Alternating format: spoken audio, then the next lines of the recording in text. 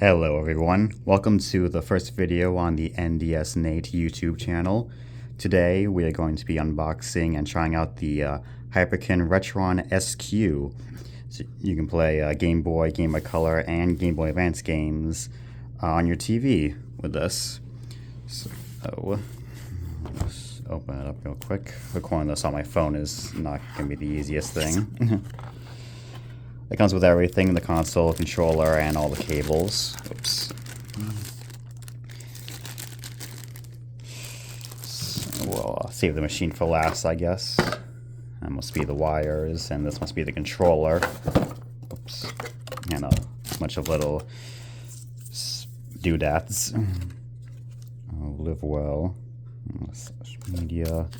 I guess we got a sticker. That's neat. And there's a little user manual. So, guessing, yeah, just the wires are in here. Yeah, recording this on my phone is not easy without a stand.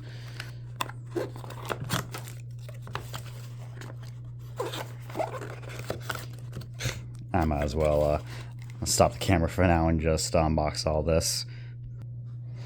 As for the main console here, obviously it's very small. We just see a big power button, reset button, the controller inputs, your HDMI, Type-C, your memory card, which has 512 megabytes on it, or yeah, megabytes. You can switch the aspect ratio to the standard 4:3 or widescreen 16:9, so that's nice. Let's try the controller here. Obviously, taking inspiration from the Super Nintendo controller with, I guess, a Turbo X or Y. I'm not sure if you can customize the controllers, but this feels really good, surprisingly. A lot of third-party controllers aren't the best feeling, but so far, all the buttons feel good enough. I mean, I'd say it's pretty close to a standard Super Nintendo controller. It feels pretty good. So I guess now we're just going to set this up and try a couple of games, see how they all look and perform. Here we have Super Mario Land 2 on the Game Boy, a very underrated game in my opinion. Now I did try to play the first level here already, but unfortunately because these games use the B and A button, running is on B and jumping is on A, so it is very awkward to do that. There's just no way for me to get gameplay footage easily with this thing. The 16:9 ratio is a bit odd looking, honestly, for this game. Let's see if I can change the ratio right now. Okay. I guess you need to turn the system off and on again for it to change the aspect ratio. Oh, there we go. Looks a bit better. I don't know if it's just my TV, but the bottom is still a little cropped there, as you can see.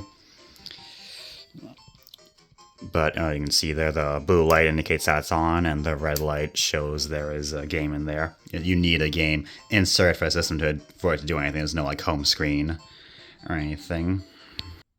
We're going to see how a Game Boy Advance game looks on this now, hopefully. It works better. That's why I primarily bought this one for, is for a Game Boy Advance. Looks like they definitely take a longer load than the original Game Boy games.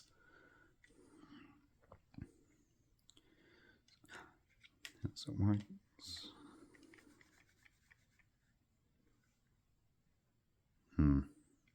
Oh, there we go. I'm not getting any sound.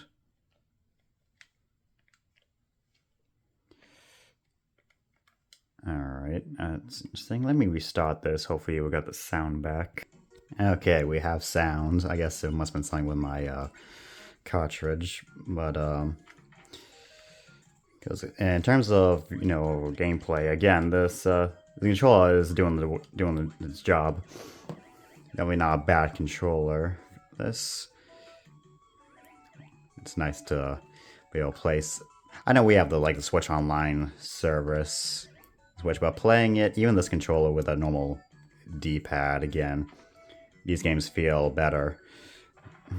with the 2D games feel better just controlling with the D-pad instead of the Switch controllers. See? And here's some Metroid Fusion just to try out the shoulder buttons, and these also feel pretty good. So, you can't change the controls at all for these games. Even the Game Boy Advance ones, they don't use X and Y at all for these. And for Game Boy, I guess they just X is A and Y is B, so you just have two of the same button. But overall, yeah, playing these games again with this controller feels really good. Obviously, it's not as convenient as Switch Online again, but yeah, in terms of playing these games on a TV, I say this is pretty good. Here's a game I can easily show off: Pokemon Yellow. This, of course, uses color as well. But yeah, every game so far seems to be running perfectly fine. Every game sounds fine. If you really like having the Game Boy sound effects come at you loud and clear.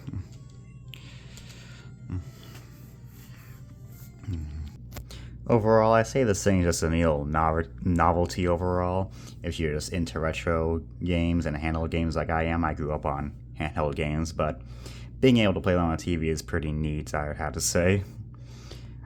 I mean, this thing costs like $90, so again, if you have a Switch, you're just better off getting Switch Online.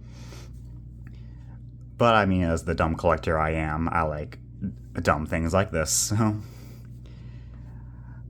not much else I can really say, though. I mean, the wires are very long, so if you have a big room and TV, you can play this thing across the entire room. So that's one positive as well.